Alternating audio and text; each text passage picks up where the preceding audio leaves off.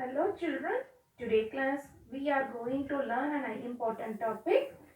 You all know that why our earth is called as a special planet, isn't it? So we know that in solar system 8 planets are present. In that our earth is third planet from the sun. Still our earth is comparing with other planet, it is known as for the special one. Why the name has came? You can see that front of me what I kept it on the table. There is a glass of water, isn't it? Yes. So this is one of the reason because our earth is consist of water and the land and the possibilities of the living conditions, that is air, atmosphere. So on the whole our earth is known as for the special planet when it is comparing to the other planets. Okay, you all may wonder why ma'am is kept the a glass of water here. Okay, now I am going to drink it. Just a wait.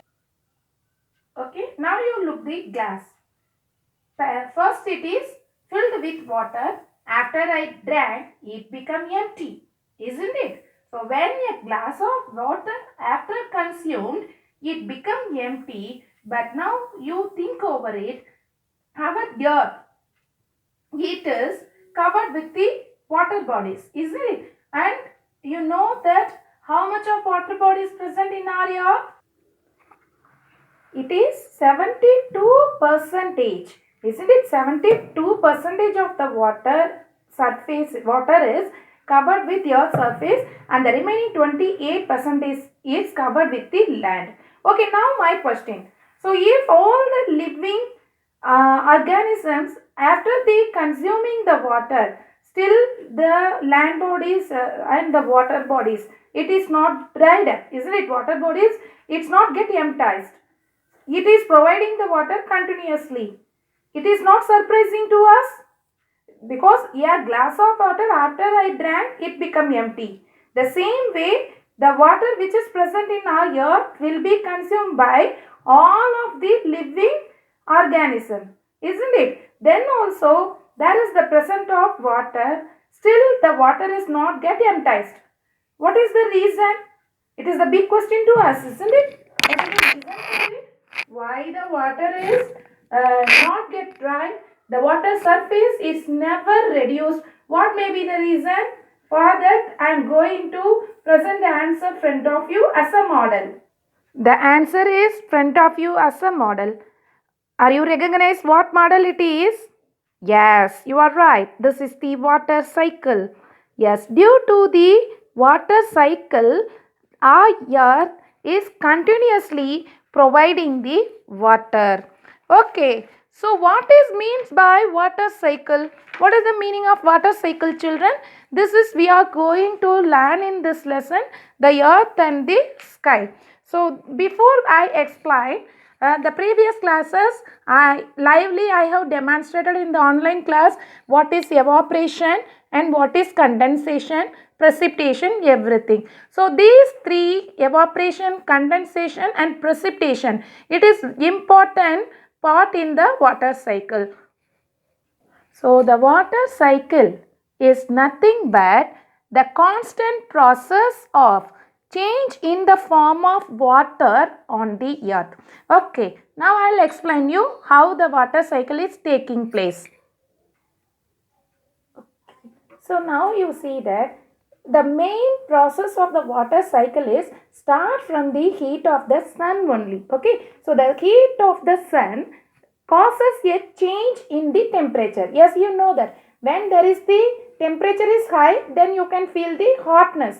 When the temperature is low, then you can feel the somehow coolness in our body, isn't it? So the temperature is depend upon the the hotness is depend upon the temperature of the sun. Okay, so the heat of the sun, it causes the change in the temperature. Then this temperature, it makes the movement of the air.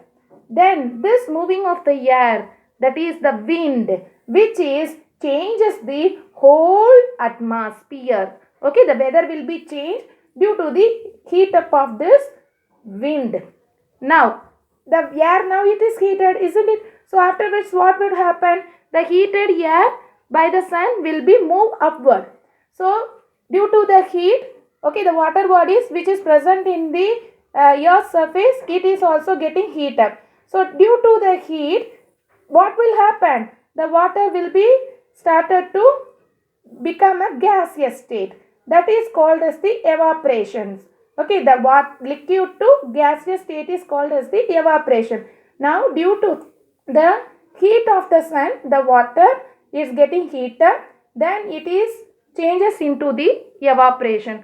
Now, the water vapor rises in the sky. Okay, now the water vapor is rises into the sky and it forms the cloud. Okay, now when this water vapor is rises into the sky, what will happen?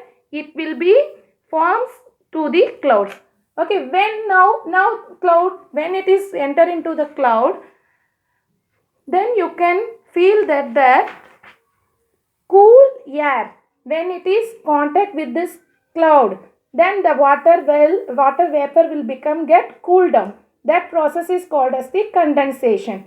So after that condensation, the process will be changes into precipitation. That means again it will be that water vapor will get cooled down.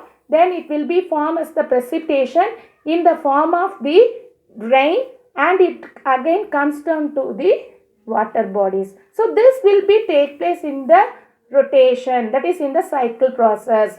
This is called as the water cycle. Once again I will explain, children. So due to the heat of the sun, the water bodies will be changes into vapor. That process is called as evaporation. Then it will forms into clouds. So when the cool air blows down on the cloud, then it will become to be a water droplets. That is called as the condensation. So these water droplets will be again settled down into be a rain. That process is called as precipitation. And the rain again it is reaches to the ground and the water bodies. So this is take place in the cycling process.